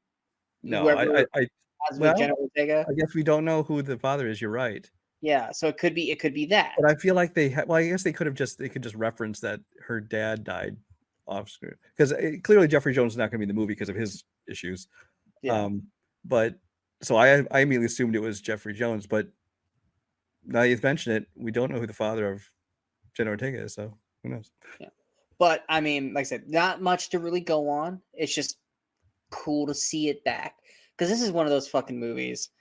I swear to God, you have those friends, Brian. I know you do because when you're a movie like aficionado like we are, we get those those generic friends of ours, and I say generic meaning people who aren't movie fanatics like we are, who will click on these basic bitches, yes, who will click on these stupid movie fan pages with the fake posters or fake trailers going, oh, Beetlejuice 2. And it's like, is this really coming out, Sean? And I'm like, I click, I'm like, well, let's see, that's from It. That's from the original Beetlejuice. Yeah. That's from this. That's from that. No, this is fake. No, it's not coming out. I'm sorry to, and they're like, you always give me bad news. I'm sorry you were gullible to believe that was a real thing. Don't get mad at me because I told you. My thing is always like, I think I like really enjoy the creativity of some people when they put together these trailers, you know, when projects are announced before there's real trailers, but it's like, just label it as such. Label it as fan-made trailer. Yeah, you know? Fan-made, fan edit. Because then they get mad at me when I burst their bubble. I'm like, well, no, this is clearly fake. But now this movies that, and not even like this one at least is something that was, well, recently was finally being made. But especially when there's movies like aren't even being made and people come to me, did you see the trailer for this movie? I'm like, that's not real. But the thing is that about 9 times out of 10, it's always been Beetlejuice. It always is Beetlejuice for me. Every person that comes to me, it's a fucking Beetlejuice trailer. And I'm just like, no, this is not it. I was like, they're gonna make one eventually, but this isn't it. Trust me. If they were gonna do one, I would know. And now I can finally go, yeah, guys, this is actually it. It's real now. It's coming out this fall. So now I can finally hope to God they can stop sending me fake trailers for fan edits of Beetlejuice 2. But yeah, there's not really much to go about other than just it's finally happening. It's nice to see everybody back. You know, even just the setting of the town. You know, you just kind of feel like you're right back in it. But yeah, it's nothing but a teaser, but it's definitely gotten me excited to see more. Exactly. Now going to our movie news. Three big things. Well, movie news and then our main story. There's 2 big things movie wise. One, back to Scream 7, everybody. The saga continues. We're never leaving Winsboro. And I called it. You did call it. You actually did call it. It's old news now, but we're just now talking about it. They, oh God, Kevin Williamson is going to direct. First time directing, right? No, he directed Teaching Mrs. Tingle. No, I mean Scream. First time directed a Scream film, yes. Yeah, because he always had a hand in writing them. I think he wrote most, if not right? all of them. He wrote at least the first several, yeah. Yeah. But he's now in the director's chair, and they're bringing back Nev. They didn't say Courtney. Bringing back Nev. I feel like Courtney's just already expected because she's still alive in the universe. Yeah, but they made an announcement of bringing back Nev because it's like basically once they lost both Melissa Barrera and Jenna Ortega, I even said it's like the only way they can really go with this is to back up the truck and pay Nev what she wants to get her to come back, because otherwise people are gonna be like, oh, we're not interested or anymore. Start completely over again. Which I would honestly prefer. I'm kind of done with Nev. I kind of wish she wouldn't come back. I am happy to see Kevin Williamson because, you know, I've always liked his writing on both the Scream films and other things. He knows the energy. He knows the he's energy. only done one directing, but he wasn't able to show much with that, you know, so I can't really judge him by Teaching Mrs. Tingle. So I'm curious to see what he has done. I would have preferred Christopher Landon before that. I would have preferred for the Ready or Not guys to do it again, Radio Silence, but neither one of those was going to happen. We'll just see if this one crosses the finish line. Yeah, I just here's a thought. What if, and I don't think they're gonna have the balls to pull this off. What if they pull this off and she's Drew Barrymore in this? No, I'm not talking about she plays Drew Barrymore. Oh, you mean they kill her? Yeah, I'm talking about I'm Drew Barrymore. No, I'm talking about that they made the whole big thing. Oh, Nev Campbell's back starring, and they kill her in the first 10 minutes. No, they won't do that. It'd be cool if they did. And actually, I hoped they would do that in the previous films. Well, yeah, but now you almost do it like a fucking clean slate. You think you shoot this, or you do the trailers just like you did the first Scream. Everything's Nev, but then you kill Sydney in the first 10 minutes. I think there would have been a better chance that if Nev was just in this and it wasn't. It would have been better if they did that with Scream 5. I agree. Right, because now that she said, like, you know, I don't feel like I'm getting the respect I deserve. I deserve more money, things like that. I think that they wouldn't want to pay her that much money for a little first scene cameo. And also I think that she wouldn't want to be killed off in a first scene cameo. I think that if they're going to bring her back, it's going to be like, I'm coming back for a meaningful role. She's But going to if be the she's like, central star of this movie again. if you pay me the money, I will come back and get killed in the first scene. I don't know, because the whole thing was, I mean, it was money, yes, but she constantly talked about the word disrespect. So I think that she wants to be, I need to be I'm gonna the star call of this this right movie. now. If this actually does happen, I'm gonna be like to you. But it's never gonna happen. And you would deserve to, but it's not going to Yeah. happen. So. But no, it's not. What's the bet? How much? No. It's one of those things where it's like you can be excited for it, you can just be kind of eh.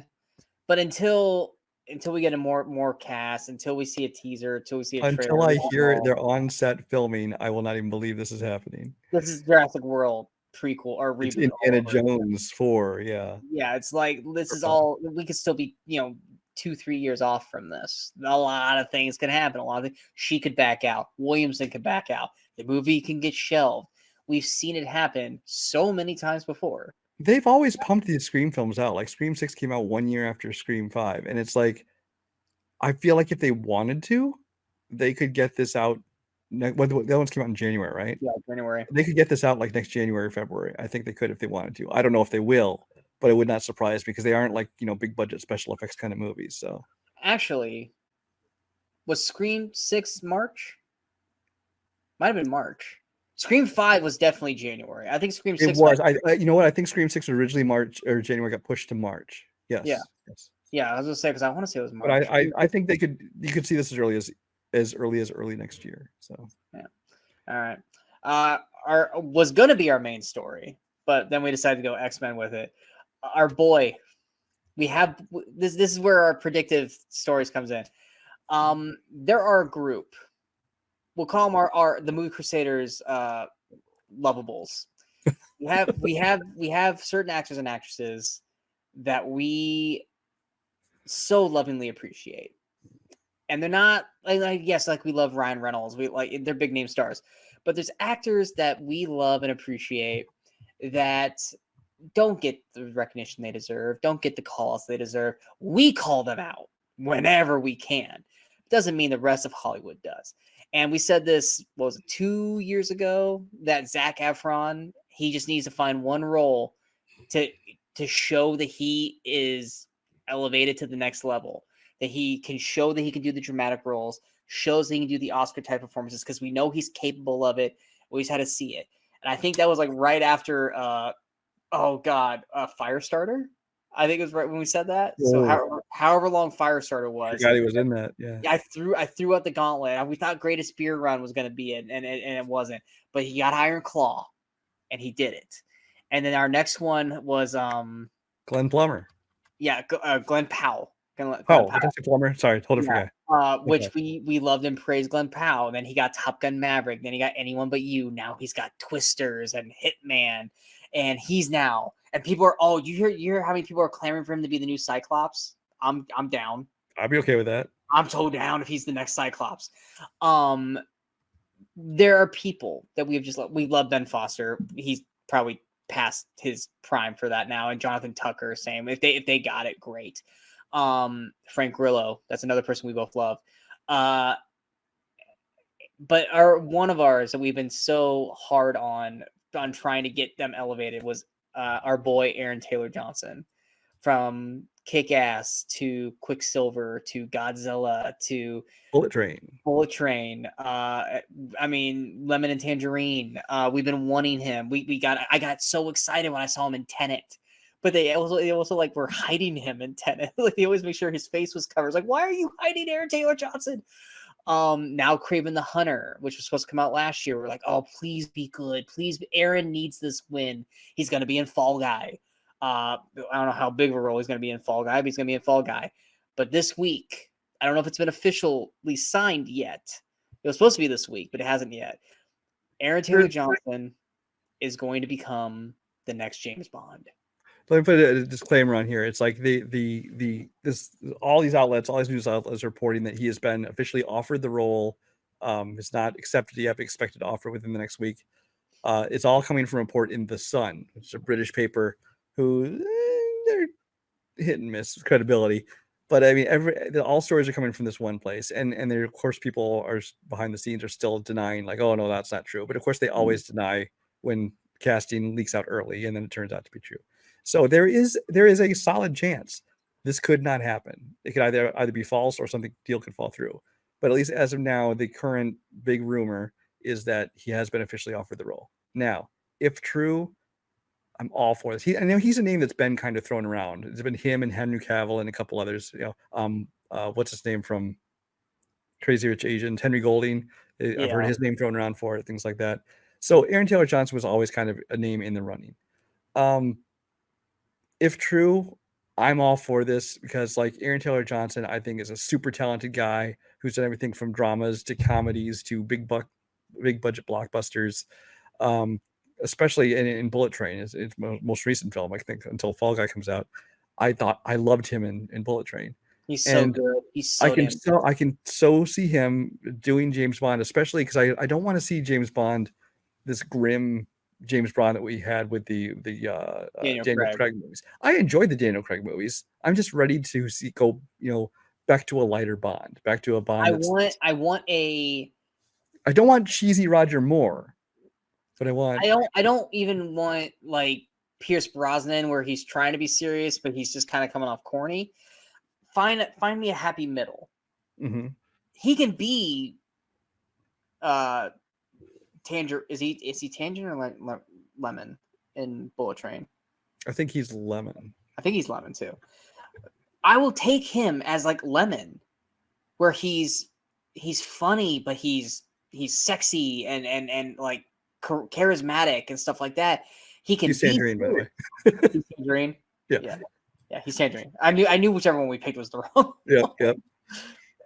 He can be totally like Tangerine, but just add the James Bond suave to it. Right. And he's totally capable of it. He can do the action stuff. He looks like $1 million. I mean, and he can still be intense and dangerous if he wants to. I mean, we saw. I think I finally got you to watch Savages for the first time this year. He can be intimidating, motherfucker.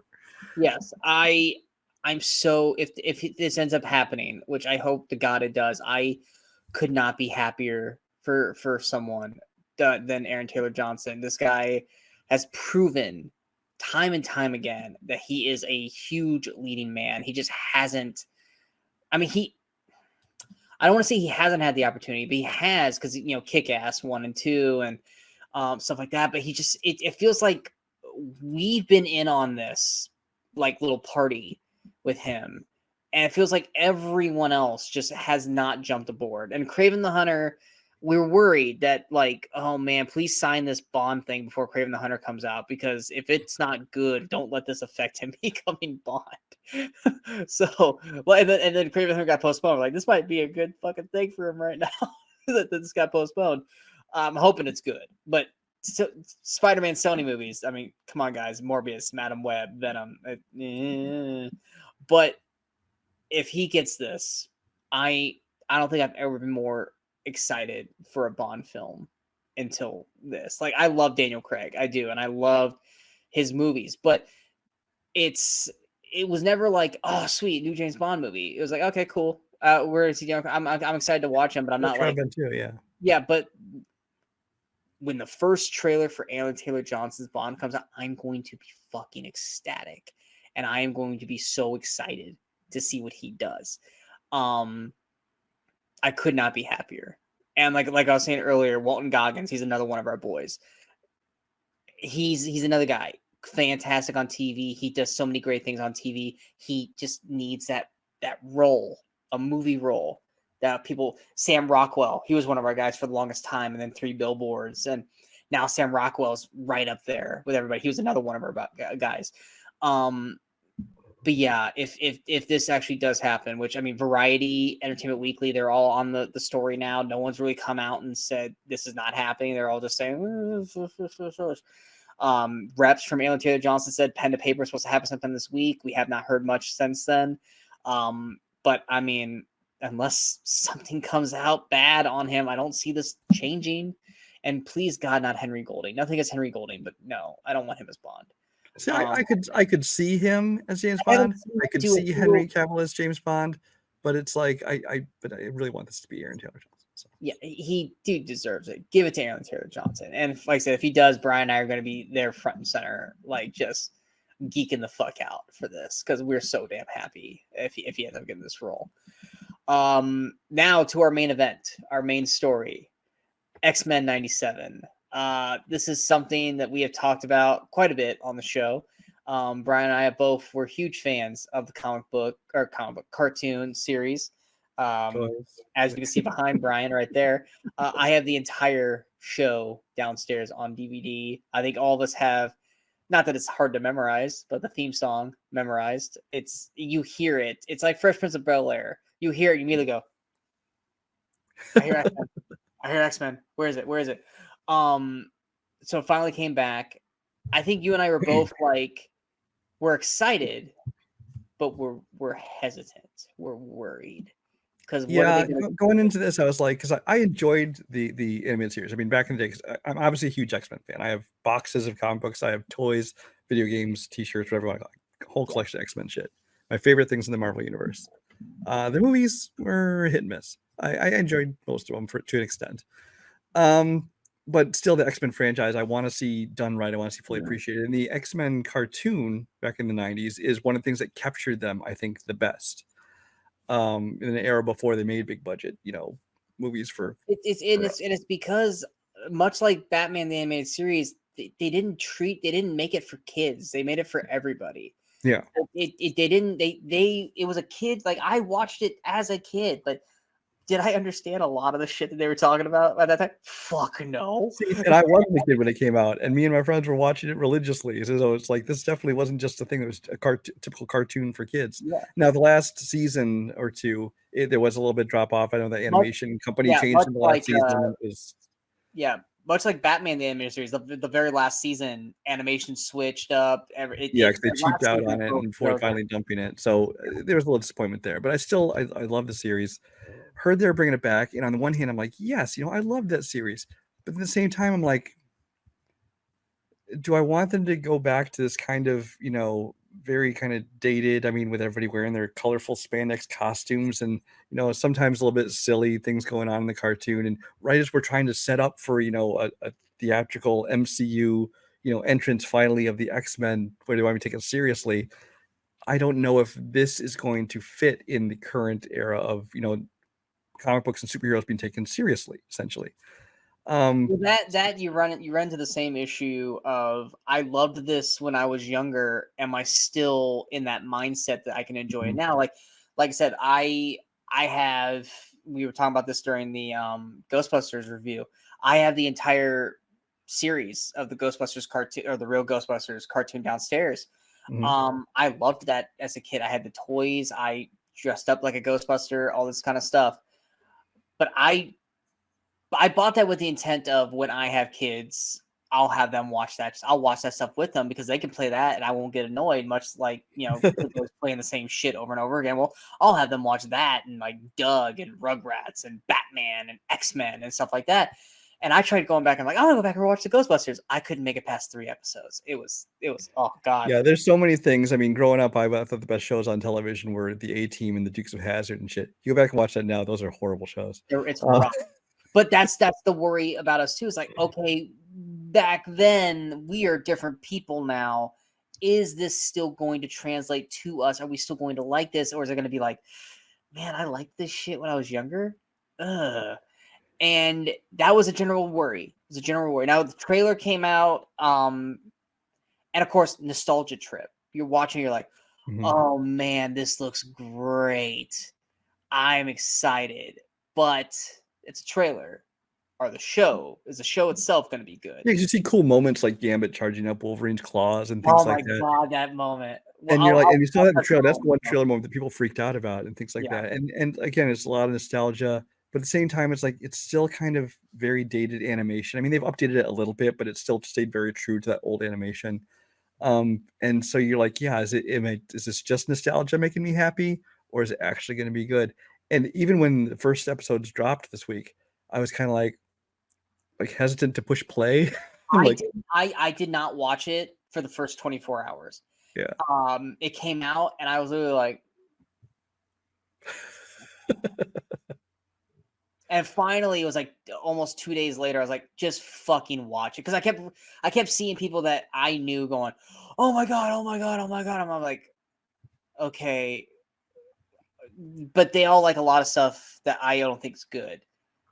But I haven't seen a bad thing yet. Well, I saw one bad thing. We'll discuss it.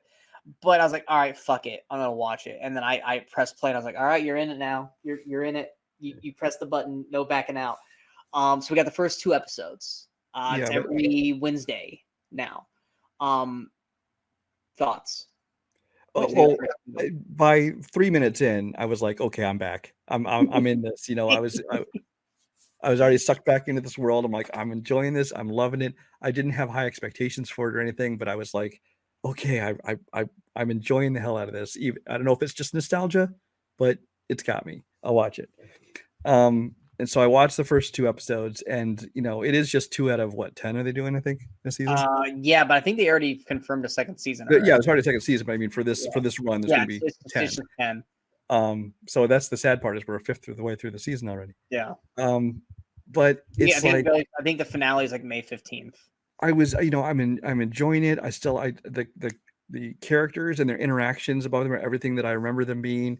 We kind of feel like you're right back in the same world. They have some of the same voices, some are different, but everything it feels like it's just a continuation of the old series.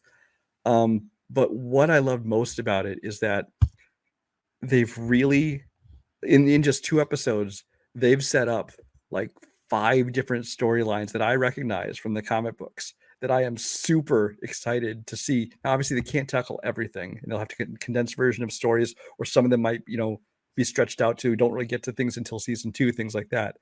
But I love that they're, making these stories that it is going to be kind of a long form story. It's not just episodes, random single stories. Because the original series was mostly self-contained stories, or some of them would span like 2 episodes, things like that. But there wasn't really an overarching thing. But it looks like this time they're going to look more at like kind of long-form storytelling, as well as having self-contained things as they go. And so I'm really excited about where some of that's going. I don't know if we're going to go into spoilers here or not, but it's TV. It's 2 episodes. It's not. But first, let me hear your general thoughts on it. So I was a lot like you. All I needed was to hear the theme song again. And I was immediately like, oh, they're doing the same old one? No, that's new. That's new. That's new. That's the same. That's new though. And it was just like, okay. And we get that initial scene with Sunspot. I think it's Sunspot. Where he gets captured. We don't know his name then. It's we don't know it's Sunspot, but I don't remember his real name. And then Storm and Bishop show up, and then Cyclops shows up, and I knew I was in the moment when they took Cyclops' visor off, and he's like, "Oh no, wait, I can't." I was like, "Did they just make Cyclops cool? Is Cyclops cool? Like, oh my god!" Because Cyclops was always like the lame duck. He's like the Leonardo of the Turtles. He's like, oh god, you're such the tight ass. Like he's like the leader, so he's skilled and important, but at the same time he's kind of the killjoy. Yeah, he's the killjoy. He's the whiny bitch. And I was like, is Cyclops cool? And then like later when he does like when he gets pulled out of the plane, he fucking does this extreme superhero landing, and it's like, holy shit, they made Cyclops cool. I never thought I'd see the day. Now, if Glenn Powell gets cast as Cyclops, I mean, done right there. But I loved what they did. It felt like the OG, but also new. Mm-hmm. I never thought I'd miss hearing Gambit's Cajun Motami. That's one of the things I wasn't sure how it would age, is both him and Rogue have these super like over the top accents, like her Southern Belle thing and his Cajun thing, and you're like, they really went whole hog on these accents. Would they age? And they still fit for me. I feel like Rogues went in and out. I feel like when Rogue is with Gambit, it's super thick, but like the scenes where she's with Magneto, I felt like she didn't have that accent that much. That was the one thing. That might be the fact that the person voicing her is like 60 years old now. Well, because like I've watched each episode twice, and I felt like each time I was like, she doesn't really sound like Rogue when she's talking to Magneto. Like she sounds different in both scenes. So it's like she doesn't sound like Rogue there. But part of that could also be inflection, because half the time she's talking really happy and something when she's talking to Magneto, it's serious. You know? But no, I love that both episodes felt drastically different. You know, the first episode was like, hey, X-Men doing X-Men things. They're gonna fight. They're gonna take on Sentinels. We finally get Sentinels back to a point. Like I was so happy, and like I said, that charged up moment with Gambit, I was me like, girl, fuck yeah. Because basically got Spider-Man Homecoming again with people like who found the old tech and it's on the black market for the tech. It was so damn good. I loved it. And then like the second episode was very much for the most part like down in terms of it's all about Magneto like going to trial, and like even that whole conversation that he had, it was so well written. Like it's like, and it's very adult. Like kids today, much like when I was younger watching, I was like, there's conversations happening that I'm just looking like, ooh, colors, pretty colors, Wolverine, yay, Wolverine, Sabretooth, yay. And I'm not paying attention to like the thoughtfulness of the story. Like here I'm watching, I was like, damn, this is actually really good writing right here. And then even at the moment when he takes him all the way up there, he's like, don't, what was the term? When he was like, don't let me let you down. Yeah. Such a great fucking line. Oh, it was so good. Don't make me let you down. Don't make me let you down, which like that's such like a Homelander like line, but it was so fucking well for Magneto. Yeah. But I there's so much of it that I loved, and what I also loved, which is weird for me to say because my favorite comic book character of all time is Wolverine. I love that he wasn't the focal point, and that's the way he's been. It wasn't until the movie came out and some of the later animated series, not this animated series, some of the other X-Men ones they made afterwards. Yeah, like one of them was even titled Wolverine and the X-Men. Yeah, Wolverine, which I have downstairs. Because they made Wolverine the central character, and Wolverine has always been like in the comics, like he frequently had like his own spin-off comics and things like there's a Wolverine one right here. But in X-Men, he's just been one of a team. It was never so centered on him as much as everything else is. And I like that they have him. Now, there will certainly be storylines that will feature him up front. Yeah. But they have not made him the central focus of the show. And I really like that about it. I loved Morph being back. I have a problem with Morph. What's your problem with Morph?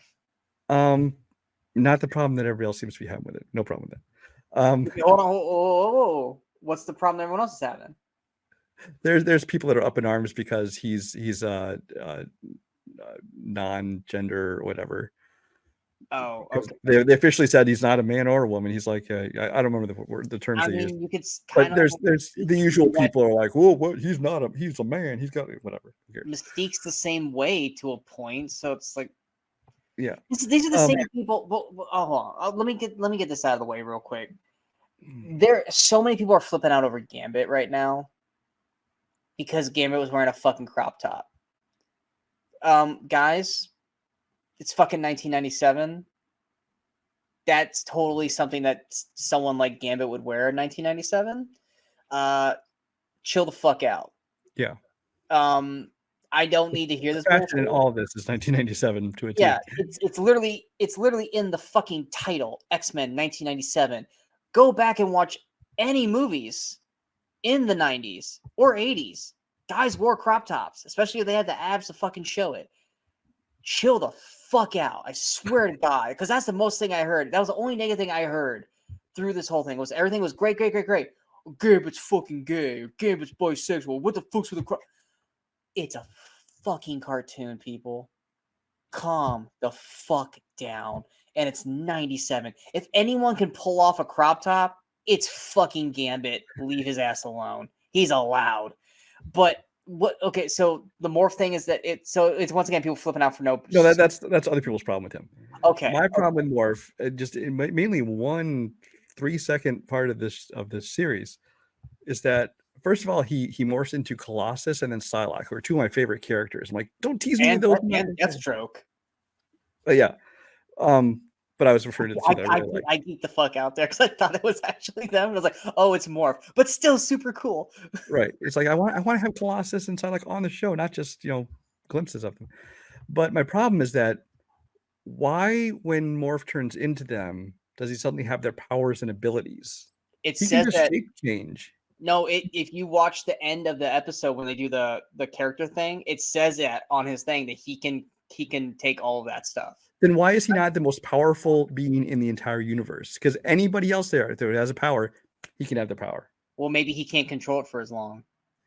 I don't know. I think that either I originally thought, because I didn't watch the end credit thing, but I figured that either A, they just didn't think about it when they made him invulnerable as Colossus and have super abilities as Psylocke, or B, they're just making him the most OP character in the universe. Well, I remember Morph is also super damaged from the original series, so that stuff's going to carry into that play as well. He might not be mentally stable enough to think like that, or he's just one of those guys that has that kind of power, but he never wants to take advantage. He just wants to kind of be the buddy. I don't know about him because he was one of the characters created for the cartoon. He didn't exist in the comics before that. So yeah, he was always just Wolverine's bud, and then he was left for dead in like the fucking first episode, and so he's a traumatic character. But no, at the very end when they do once again the OG ending to X-Men, where it's like a video game thing, when they pull up Morph, it does say that he can take the shape of any mutant and have their abilities. But maybe he can't control it for that long. That's why he shifts so quickly. That's why he can't stay for them very long. But I thought he was gonna get punched in the fucking face when he turned into Jean and was talking to Wolverine at the club, and he's like, "Oh, I got the most perfect." Like, my thing is that scene, but also the first time you see him when he's like comes in as Charles Xavier, is like, dude, like, read the room, man. Right. But I fucking loved it. I loved it because like that shit killed me. Because when he walked in as Xavier, I'm like, I thought he was. How many times were we faked out by Morph in these first 2 episodes? But I was like, when he walks in as Xavier, I was like, wait, and I was like, wait, it's fucking Morph, and I was like, wow, Morph, dude, like they're literally talking about him being dead, and then you're gonna walk in like that's a ballsy ass move. But when he walked up to Logan as Jean, basically egging him on, I was like, dude, you're gonna get punched in the face. But I loved it at the end when at the end of the second episode when Logan is kind of being in his own little sadness. He like throws chips at him and shit, and and Logan's just not playing. But then he changes the Sabretooth, and all of a sudden Logan's like, "All right, fucker, let's fight." he's like, "I know what my buddy needs. Like, let me turn into the one person he wants to punch in the face more than anyone, Sabretooth." I fucking loved Morph in this. I hope to give more to Jubilee, because Jubilee always just kind of plays like the I always took Jubilee as, granted, if you watch the movies, she's Rogue, but Jubilee did it first. She's kind of like the audience, like, oh, she's the newbie, she's the person who's kind of being introduced to everything, like us as the audience. But she's been around long enough now. I hope they kind of give her some legitimate storylines. Now, granted, I've never really cared a whole lot about Jubilee. I mean, I didn't either, but I want to care. And if she's going to be there, then yes, give her something substantial to do. Because the problem is, what Jubilee became in the cartoon, and then Rogue became in the movies, was what Kitty Pryde was supposed to be. That's what Kitty Pryde was in the comics. It's like she came on as like the new member. She was the youngest one. She was like a teenager when she got there. Yeah. And so I would love to see. I wish they had her in the show, and then you could have Colossus on the show because they have their whole relationship, and then her sister. Well, I'm sorry, Colossus' sister Ilyana Rasputin, who was Magic from New Mutants, and there's all these things they can go from there. So I'm like, I kind of wish they had Kitty Pryde in there, but I mean, obviously, since they're continuing the cartoon that was made back in the '90s, they just used Jubilee again. But I agree, if they're going to have her there, don't just have her there in the background. Give her something to do. Now, Grant, we're only 2 episodes into the show. No, so. This is not that she hasn't done anything yet. This is like in hope, like wish list. Like I don't. The same thing with Bishop. He was just in the background this episode. I'd love to see him get to do a lot more. So. Well, I mean, he's a main cast member now, so he probably will. Yeah. But it's one of those things where it's like I've never cared about her, but I would like to care. I don't want to look at her as like the youngest member. Oh, she's just there. Like, give her some kind of arc. What did you think about the Storm of it all? I think this is the best iteration of Storm I've ever seen. Honestly, and where we ended up getting with her by the end of the second episode. Well, because she got to be like the true, like, goddess that she's kind of seen as where she came from, and she's found out. No, she did get a little bit much with her voice, like, oh, that's the power of the floor. Like, okay, I can do without the little speeches and the. You know what happens when a toad gets struck by lightning? She didn't say that. Everything else. But I mean, I've always liked the Mohawk look of Storm when she had that. I think that she looks great. I think that I love when she's using her powers on the sand, and you can see it turning to glass and stuff like that. I thought that was cool touches. Yeah. Let me just a brief tangent.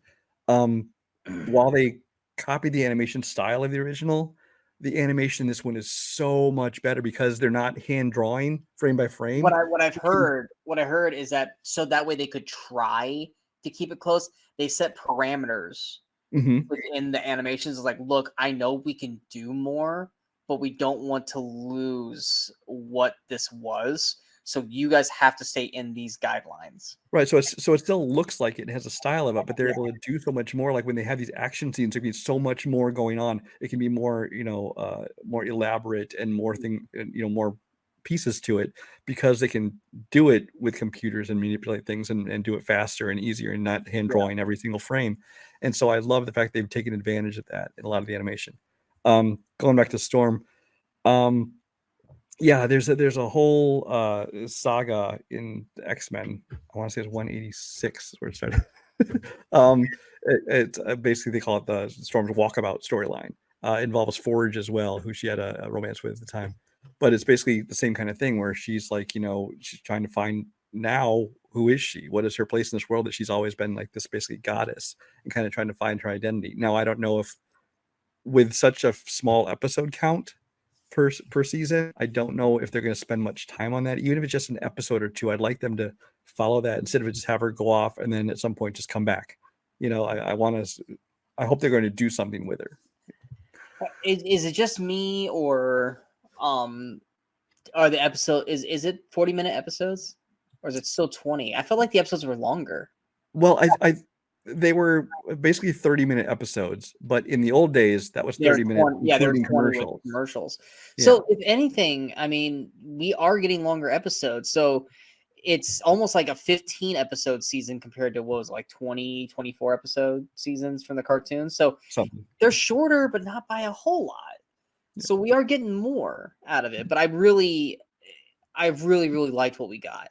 I'm kind of annoyed because some people that we know have got to see the third episode already, and I'm like, what the? I want to see the third episode. Well, that's unusual. A lot of times when new shows come out, like the critics get like the first 2 to 4 episodes of it, and like they're always like ahead of us. But then at some point we catch up to them, and they're they don't know anything more than we do. Yeah, because everyone that I've seen or has been posted has seen the first 3 episodes, and I'm just like, I want the third episode. But yeah, I'm so happy with it. No notes, there's not a single thing that I watched. I was like, I was just like, everything was like, this feels right. Mm-hmm. It feels like they haven't left. It feels, because I think takes place a year after the last episode. I think they said Xavier had been dead a year. It's been a year, yeah. Not dead. He's gone in another dimension for the CR Empire to try and heal him, and but yeah, it took me a little bit to get used to Wolverine's new voice. See, I didn't do a rewatch before I started this, so I didn't really even know it sounded enough like the old one. It sounds the same to me. Neither did I, but his old school voice is like embedded into my brain. So like when he first started talking, I'm like, it's not quite there, but it's not so far off to the point like, what the fuck are you doing? But it's not quite there. But there's someone say he sounds like Richard Nixon, and I'm like, I guess I'm kind of glad. I guess I could hear it sound like somebody doing a humorous impersonation of Nixon, maybe. But maybe I was like, I'm glad I don't really know Nixon well enough to know that. Well, that's the only thing I know is that. So I haven't really heard him do any like other talking because like, God, I don't want that in my head because then I'm gonna look at my favorite character and I'm gonna be thinking of that. Don't Yeah. put that in my brain. But yeah, no, I loved what we got. I'm No, excited. I love what we got. I love that it's setting up storylines. Like I said, there's the Storm thing going on. There's the whole thing. We had the birth of Jean's kid, who's Nathan Nathan, Summers. who Yep. in continuity he would become Cable. Whether or not they go that same thing where he comes back at some point, because Cable made an appearance in the original series, right? Cable was in the original series, but they But he never wasn't. but they never connected. connected him to Scott and Jean. So the So question is if they will connect that again. But then that also yeah. brings though in the person at the door who is very likely Madeline Pryor, who is a clone of Jean Grey. And I think that is the case because like a couple days before the series premiered, Disney put out a YouTube video. It's the previously on X-Men, and they kind of showed glimpses of just very specific scenes, not the recapping the entire show, but you know how like most shows will, like when you see it previously on, you can tell what that episode's gonna be about. Hey guys, remember this is gonna Yeah. come back to And something. so they made sure to show Mr. Sinister in that whole saga. And Mr. Sinister is the one who is responsible for the clone Madeline Pryor, and it becomes a whole thing. So it could be that her baby becomes Cable or something like that. I don't know, because like I said, they aren't going exactly by the comics, but I'm very curious to see where that whole thing goes. But of course, we've been left with that cliffhanger. The only storyline I don't care about, which is maybe because I had stopped reading comics before this happened. Apparently, this thing with Rogue and Magneto, I didn't never know about that one, and I don't want to know about it because they're hinting at a previous relationship, and like that's just creepy because he's old and I she's young. think if I remember, I don't know if it was in the series. I don't think it was in the series. It's I something think there from was, the there was comics. a point where Rogue did something or got tired of the way the X-Men was, and she went bad for a little while, and she joined up with them, and that's when. But I was told they also had like a thing together. They did. No, they did. They did. They were a couple. Which is creepy because he was born he was a kid during the Holocaust, and she's supposed to be in like her Okay, do you see what mid-20s? Magneto looks like right now? Does he look like he's Xavier's age? No, he looks like he's 40. And I'm sorry, Jean's probably what, like, you're not Jean. Rogue's probably like what, in her late 20s, early 30s. Yeah, it's like it's fine. But like, look at him. He don't look the same age as Xavier in this now. He got all prettied up with the long flowy hair, and he got all dolled up for the new series. But no, they were legit a couple because I think for some reason he can handle her touch because that's the thing we saw at the very end. Is like she was able to take her glove off and touch him, and it didn't really like mess with him because I think he could do something with his magnetism, like magnetic field or something. Yeah, and that was kind of the thing where Gambit can't do that. So we're gonna have this whole subplot what Gambit and Magneto. If you saw him looking out and seeing her come out the door, and he dropped his like card. So I'm intrigued by that. I don't know where we're gonna go with it, but you can't. My one worry, which I don't think I think it's a worry that I'm not gonna have to worry about, is you can't make Cyclops a badass and then have him leave. Don't give us badass Cyclops and then say, "Oh, I gotta go be a dad now. I'm leaving." Bye. Any chance of him leaving to be a dad as soon as that, who I think is Madeline Pryor, but don't know, showed up, that's all gone out the window. We don't know what's going on now. Yeah, so I mean, as long as we continue to get him the way he is right now, I'm all for it. I also like that they were out there just playing basketball randomly. It's like just that was one of the things the original cartoon did so well. Like you'd see him just doing weird shit like that, going to the mall or playing a sport, and it's like you see daily life there. Yeah, I was just kind of laughing at how they were dressed up playing basketball. I was like, you know what? He had his backwards hat on, like so goofy. Yes. But once again, it's the little things like that made me just go, "Oh, I love this." Which I think is in our thumbnail. I think, yeah, it totally is. Totally is. Anything else you'd like to add? No, just impressed with what we saw and looking forward to more. I can't wait for Wednesday nights or 2 a.m. Tuesday morning. Or when I get home from work on Tuesday nights, basically I'll watch it. It depends on what I work on whether or not I'll get to watch it then or I'll have to wait and watch it, later in that day. But anyway, we hope you guys enjoyed this episode. If you guys did, go to that like, share, and subscribe button to the channel so you guys stay up to date with all the latest videos pop up on the Movie Crusaders. And of course, you can follow us on all the social media outlets you see below. Like we said earlier, out right now, we have a non-spoiler and spoiler discussion of both Ghostbusters Frozen Empire and the reboot of remake, reboot, whatever you want to call it, of Roadhouse. So check out both of those. Coming this week, we've got Godzilla and Kong: A New Empire. I swear to God, I've been watching March Madness, and I think every 5 seconds that trailer comes on, I am kind of sick and tired of seeing it because it's like, stop showing. I can only do this so many times without being like. Sean is sick of seeing Godzilla. Oh my gosh. I'm sick and tired of seeing the fucking trailers. I don't want to see the trailers. I just want to like wait and see the movie. Is there anything else besides Godzilla? No, that's the only major release this week. Yeah. Gotcha. So we got that. We definitely will probably have a review for that, probably with both of us, because Brian is Team Kong and I'm Team Godzilla. So I'm sure we'll have some kind of discussion for that, even though there are more partners in this one than they were in the last one. But yeah, like I said, Sean is Team Barbie Godzilla. No. I'm Godzilla -1. I'm Team Godzilla -1. But anyway, we do have an episode that we are considering talking about here soon. You created the thumbnail for it with the MCU. You want to describe what that's going to be about?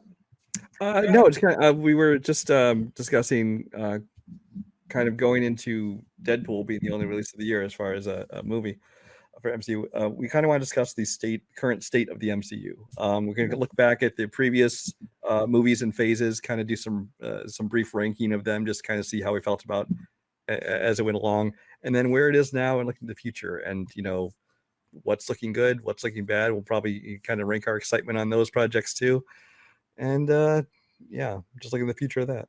Yeah.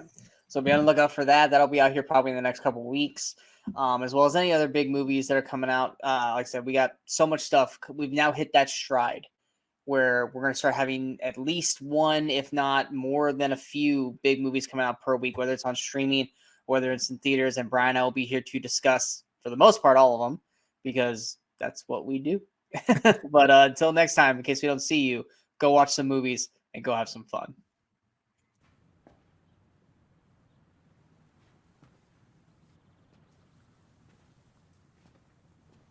You're still here. It's over. Go home.